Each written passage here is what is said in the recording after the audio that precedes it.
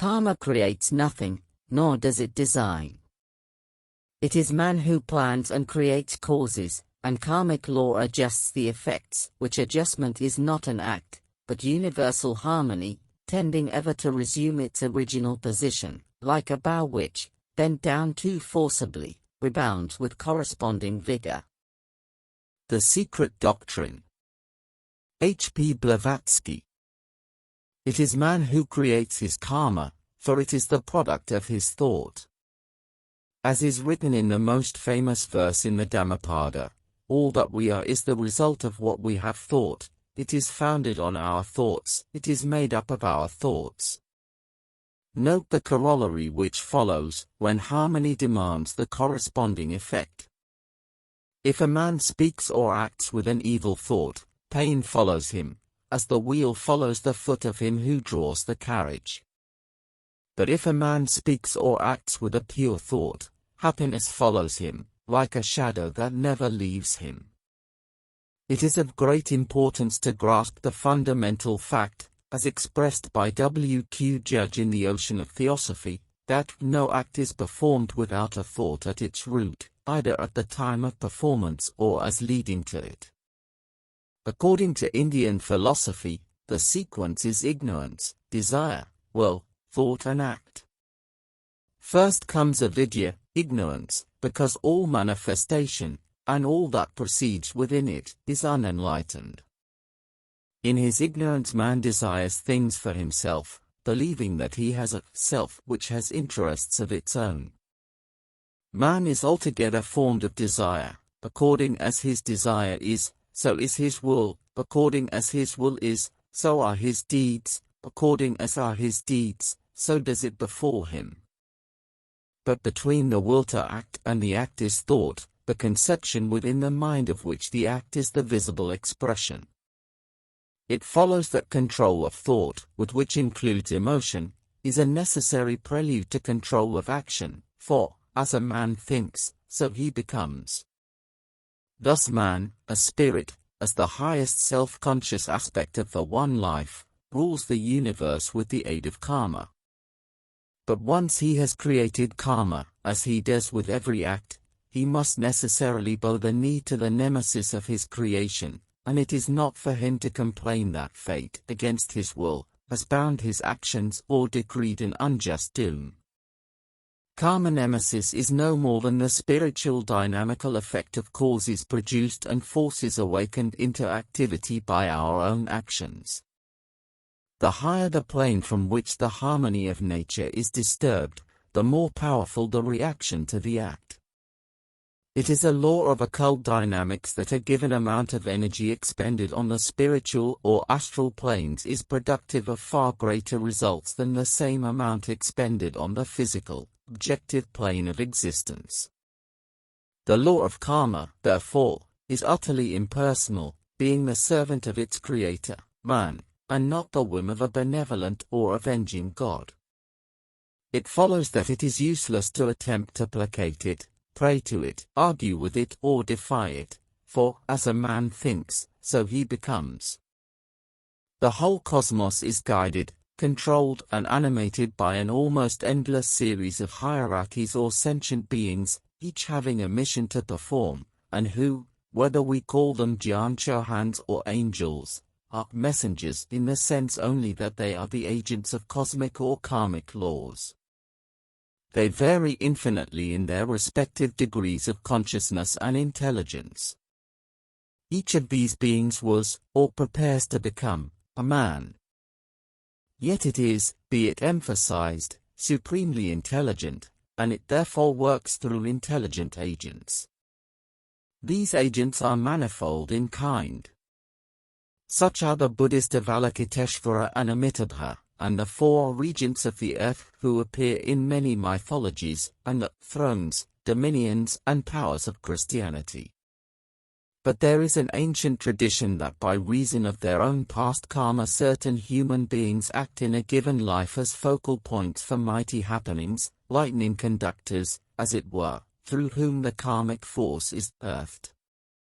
These are men to whom and about whom things of wide importance are always happening, whether they be at the head of a nation or a factory, but they are quite unconscious of their special, self-attracted function. Only a genuine adept, one who has attained enlightenment, can consciously control the forces of mass karma, and so be a conscious agent of the law. Incidentally, somewhere in this esoteric aspect of karma must be incorporated the archetypal images of Jung's discovery, but this, although a fruitful field for later research and consideration, is beyond the scope of the present volume. It would seem that man is responsible only for such acts as are generated in the mind. He is not, in other words, responsible for actions where the thought or intent did not run with the deed. If, for example, in turning quickly on a station platform someone bumps into a person standing close behind him, and so tips him onto the line in front of a train, he would not be responsible for a death which he never intended. Here the law would seem to be that above of which our English law is the reflected, though unconsciously reflected, below. For in English law there must, to constitute responsibility, not only be an actus reus, the wrongful deed, but also a mens rea, the wicked mind. A man is not responsible for a pure accident unless it was caused by such gross negligence that he must be held to have intended the natural and probable consequences of his act. In the same way lunatics, children, and persons completely drunk may be incapable of the mens rea which is a necessary ingredient of their responsibility. This, however, is an oversimplification of an intensely difficult subject, for the latest discoveries in psychology enormously widen the range of the word intend. One may, for example, intend those acts which seem the very reverse of those apparently intended, and the most fantastic accident may be a deliberate act by the unconscious, though fiercely repudiated by the conscious mind. Many an apparently accidental death, for example, is unconscious suicide, and many an injury caused to another may be deliberate at unconscious levels though unintended by the normal consciousness. The mind of man is a realm of which but a tithe is yet explored, and that but superficially, and the oft-repeated cry from the dock, "I don't know what came over me," displays, to the trained psychologist, a hidden motive which the victim of his own unconscious genuinely denies. One clue to the mystery may lie in the fact that an act has separate and often different effects on the various planes of consciousness. A millionaire, for example, may build a local hospital at vast expense and offer it to the town. The effect of his generosity will appear on different levels of his being. The outward deed was good, and will produce good karma, whatever the motive, but the mental effect will vary with the motive. If the reason of the gift was a genuine desire to use his worldly means for the benefit of his fellow men, his mind will be ennobled with the deed.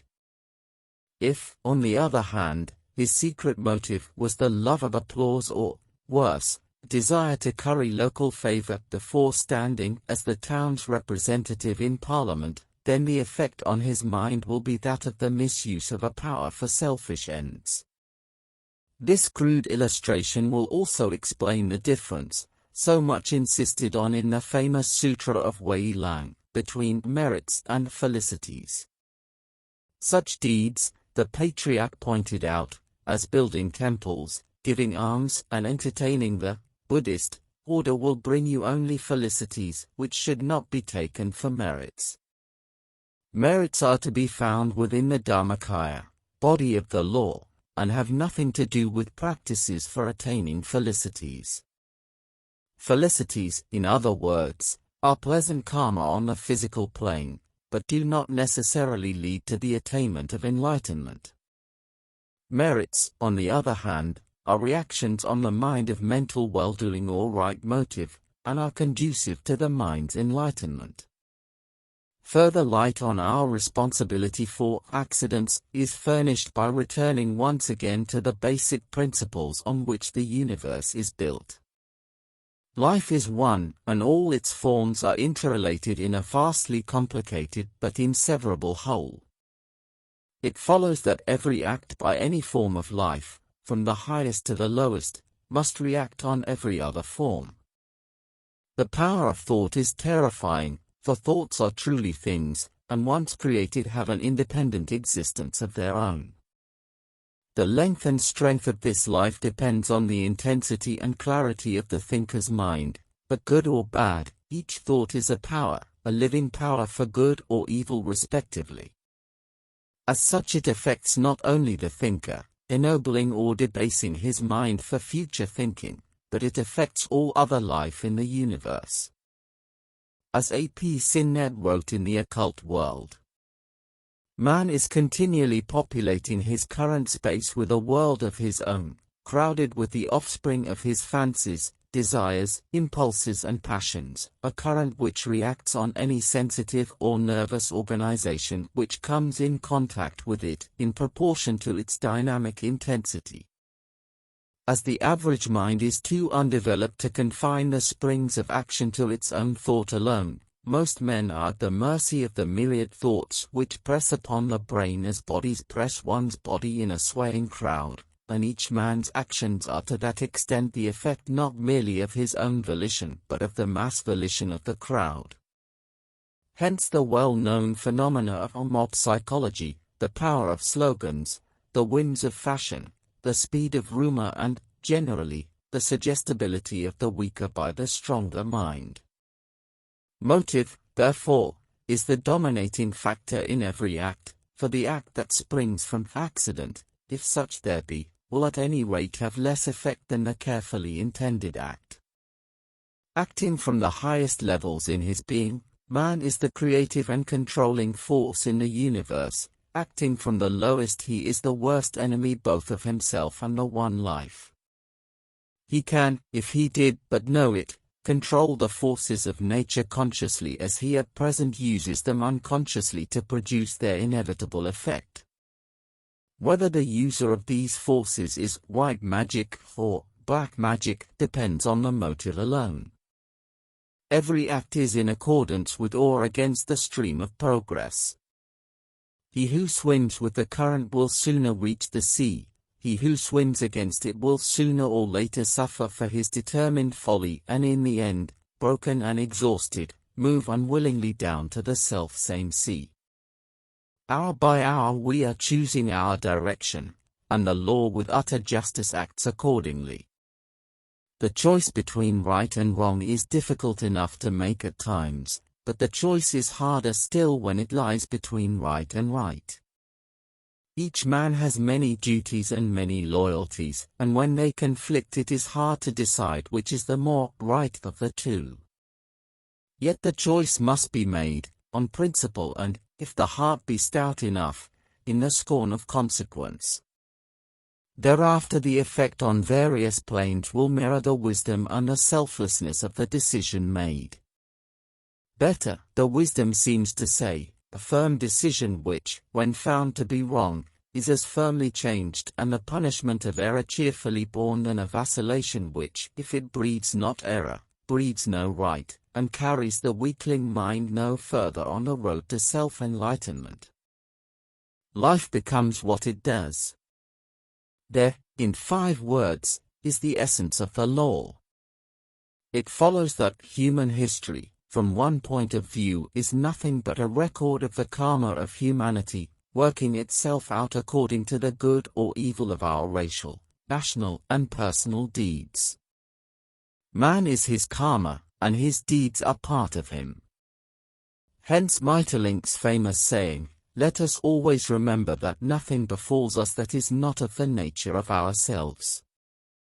Or, to quote from Edwin Arnold's Light of Asia, karma, all that total of a soul, which is the things it did, the thoughts it had, the self it wove, with woof of viewless time crossed on the warp invisible of acts. Compounded of good and evil, man as we know him is good in proportion as he has found the light within, and learned to let the light shine, and he is bad to the extent that he is still under the dominance of Maya, illusion, and lets himself be led by the lower, personal desire. Trishna, that thirst which makes the living drink deeper and deeper of the false salt waves whereon they float, pleasures, ambition, wealth, praise, fame or domination, conquest, love, rich meats and robes, and fair abodes and pride of ancient lines, and lust of days, and strife to live, and sins that flow from strife, some sweet, some bitter. Yet once again it must be emphasized that the soul, wherein the ceaseless warfare between light and darkness, right and wrong, is waged, is not immortal nor eternal, still less is it changeless, for it is changing as a handful of a river changes, with every new thought and act that leaves or enters the whirlpool of the soul. A Buddhist, wrote Mr. R.J. Jackson, will regard his property as property, but not as his, will regard his body as body, but not as his, will regard his sensations and ideas as sensations and ideas, but not as his. There is no truth in the thought that this is mine and I have all these things. If there is anything a man can truly call his own, it is not what he possesses but what he does. The soul or self is a ray of the self, and the mind that decides its acts and motives is but a child of the essence of mind, which is intrinsically pure. Man is punished by his sins, not for them. Karma neither rewards nor punishes, it only restores lost harmony.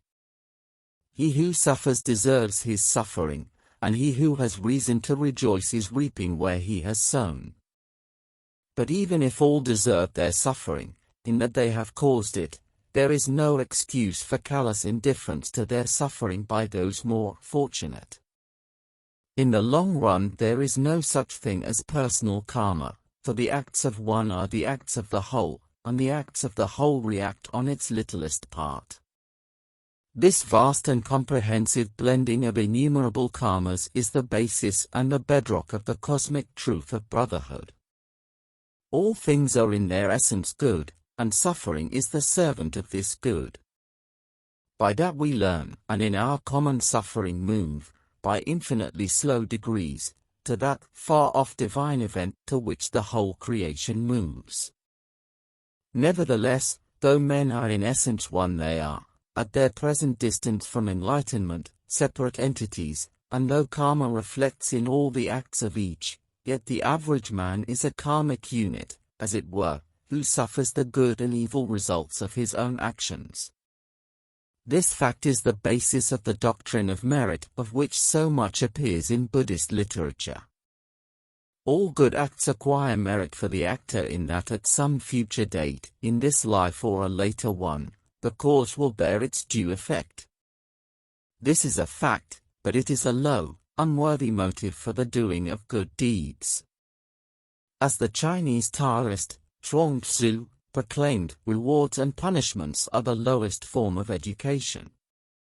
The reason is that behind such motive is the spur either of fear or else of low desire for the pleasure which the noble deed is believed to bring. This limitation of thought may serve, like blinkers, to keep the thinker to a simple ethical code, but will not produce enlightenment. In a talk to an American audience, Krishnamurti said that such thought cannot escape from its limited action and reaction until it understands deeply and fully the cause and process of its own bondage. When such limited thought expresses itself in action, he goes on, that action creates further limitation of thought. Into this simple reality, reward and punishment have been introduced to deter so-called wrong action. If one is good, the good depending on limitation of thought, not upon understanding, then in the future or in the next life one will be suitably rewarded, and if one is not, one will be suitably punished. This element of fear, as reward and punishment, destroys understanding and love. If thought is influenced by reward and punishment, gain and loss, it cannot understand the craving that seeks reward and avoids punishment. Thought can only understand its own process if it does not identify itself with and cling to any of its own creations, any of its outgoing desires. Nonetheless, the doctrine of merit is a useful application of the law of karma to the daily round, for whatever the motive, the habit of good deeds will purify the mind, and prepare it for greater widening of its scope. A better motive for right living is a wider appreciation of the law and its relation to the universe as a whole. With an understanding, however dim, of the basic unity of life and the interrelation of all its members comes the desire to assist all life towards enlightenment. This, refined still further, awakens finally the highest springs of action, to live by law, acting the law we live by without fear, so to have found and known the essence of mind that naught is felt to be right save that which serves it utterly. So long as merit and demerit is the motive power of action, there is the danger of that heartless snobbery of thought which, seeing suffering, remarks that it must be the sufferer's karma to suffer, and anyhow, what is it to do with me? Such thought will bear its own result, a further hardening of the heart which, blinded with its dear delusion, continues to feel separate from its fellow men and, like the Levite, passes by on the other side.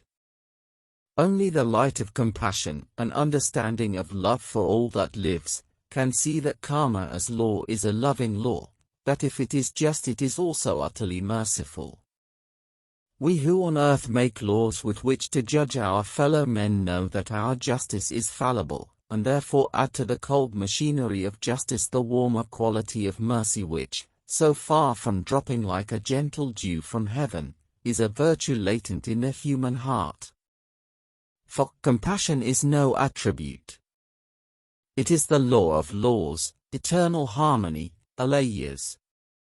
Self, a shoreless universal essence, the light of everlasting right and fitness of all things, the law of love eternal. Point 1. Only he who sees that law and justice and mercy and love are so many aspects of the law of harmony will understand that karma is only a name we give that law. The field of manifestation is subject to the illusion of time, for though in reality all is eternal now, yet time is real to our senses. To our eyes there is past, present and future, and a cause and its effect are separated by an interval of time. In essence the cause effects are as the two sides of a coin, inseparable and instantaneous, but we see them severally. It follows that we can, for purposes of understanding, analyze and classify the cause effects of karma, and four such classifications may be mentioned here. Karma is often analyzed in terms of time. Karma, wrote W. Q. Judge in his aphorisms on karma, may be of three sorts: a. presently operative in this life through the appropriate instruments; b. that which is being made or stored up to be exhausted in the future; c. karma held over from past life or lives, and not yet operating because inhibited by inappropriateness of the instrument in use by the ego, or by the force of karma now operating. In the same way the 12 nidhanas, already described, are often grouped in three: ignorance and mental formations belonging to the past lives, the next 8 in the list to this life, and the last 2, rebirth and decrepitude and death, belonging to the future life or lives. But whether now working, in the making, or held over, the process is in fact indivisible.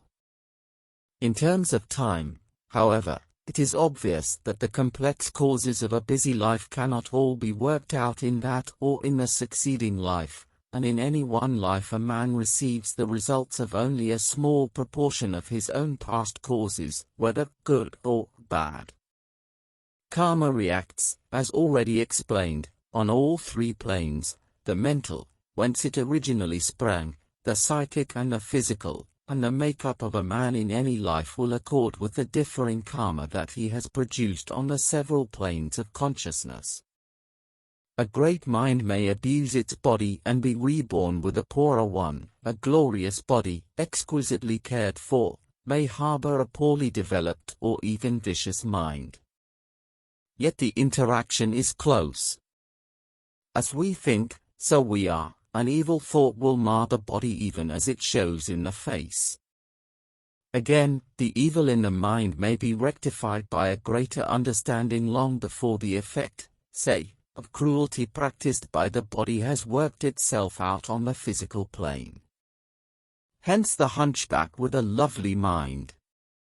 In the well-known chapter on karma in her Buddhism, its doctrines and methods, Madame David Neal describes the Tibetan classification. General karma perpetuates the round of existence as set out in the 12 nidanas, which may be applied to all manifestations. Then comes inanimate and animate karma. The karma of inanimate objects proceeds on the cyclic law of birth, growth, decay, and death. Animate beings are subject in addition to moral karma, that is, karma that originates in the mind and for which that individual is responsible. Finally, with man there is the still more particular karma wherein he is his karma, and as such and only as such moves from birth to birth towards enlightenment. Finally, for the present purposes, karma may be classified in terms of the size of the unit involved. A group or club or society may have its collective karma as much as that smaller group of qualities we call a man. In the same way a nation will not only reap the benefits and evil of its collective acts, but reincarnate in the larger cycle of its destiny. Rome and Greece were units of rebirth, and the Punic Wars are with us again today.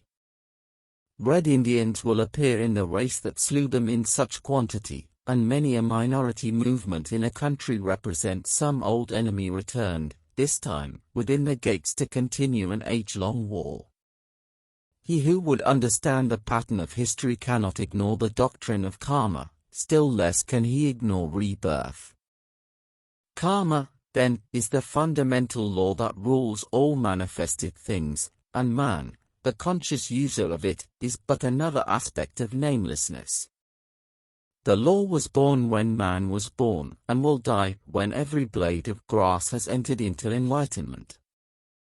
It is utterly impersonal and absolutely just. It strives for harmony, and he who disturbs the harmony must suffer the adjustment.